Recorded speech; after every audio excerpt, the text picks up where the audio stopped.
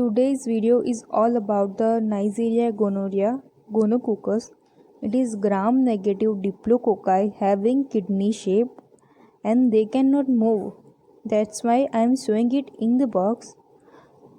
Neisseria gonorrhoeae, gonococcus mainly cause the gonorrhea. In this video, we will understand the clinical manifestation, and this clinical manifestation we will study in different categories for our sake of convenience, like in males, in females, in both the sex, in pregnant women, in neonate, in HIV infected, and the DGI. The gonorrhea is venereal disease. It is sexually transmitted disease. Now what if gonococcus infect male?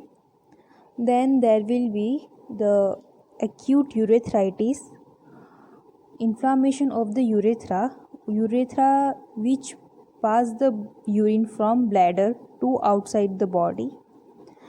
And in acute urethritis we will have symptoms like pain with urination, purulent urethral discharge, and the incubation period of this is 2 to 7 days.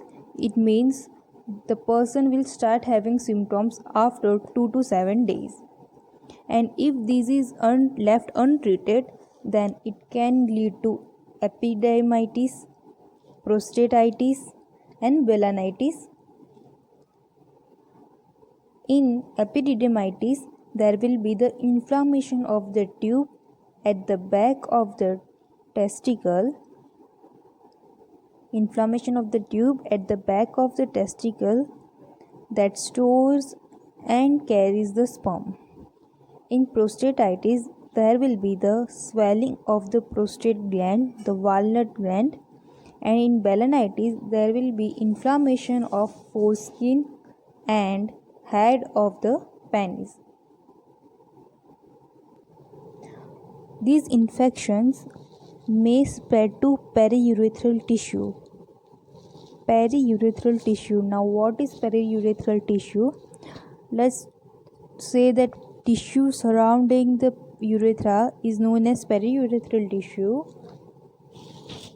causing abscess with sinus formation, and this is known as water can perineum.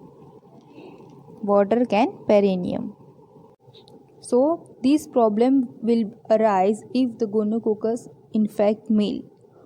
Now the second, what does gonococcus to female? Gonococcal infection is less severe in female, but female are more asymptomatic carrier than the males. Now in female, we will see mainly 4 problem arises. The first one is mucopurulent cervitis. Mucopurulent cervitis. Second is vulvovaginitis. Vulvovaginitis. Third include the spread of infection in Bartholin's gland, endometrium, and fallopian tube. And the last is Fitz-Hugh-Curtis syndrome. Fitz-Hugh-Curtis syndrome.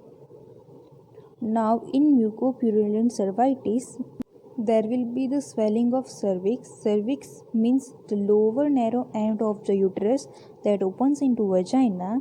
In vulvovaginitis, there will be inflammation of vagina. Adult girls have less chances than the prepubertal and postmenopausal woman. Infection may spread to this region. Now in Fitz-Hugh-Curtis syndrome, the infection is again spread to the peritonitis and perihepatitis, and it will cause the inflammation of serous membrane, inner lining of the abdominal cavity, means the peritonitis, and through peritonitis there is also chances of the perihepatitis. Now if gonococcus infect both the sex, the common infection of gonococcus in both sex, it is anorectal gonorrhea, second pharyngeal gonorrhea, and third is ocular gonorrhea. Anorectal gonorrhea are spread by anal sex. Pharyngeal gonorrhea can be spread by orogenital sex, which includes sore throat and enlarged lymph node-like symptoms. In ocular gonorrhea, ocular eye, it show eye itching and sensitivity to light. Now, what if gonococcus infect the pregnant woman? Then there will be main four problems. First is premature delivery. Second is chorioamnionitis. Third, rupture of the membrane. Rupture of the membrane, not meningitis. Rupture of the membrane. Fourth, sepsis. In chorioamnionitis, there is the membrane surrounding the fetus. Outer fetus is chorion and the fluid filled sac is amnion. Chorion is outer and amnion is fluid filled sac. If gonococcus infect these membrane including chorion, amnion and amniotic fluid around the around the fetus, then it is known as chorioamnionitis. I hope it is clear to you. So we can see that rupture of membrane is also seen.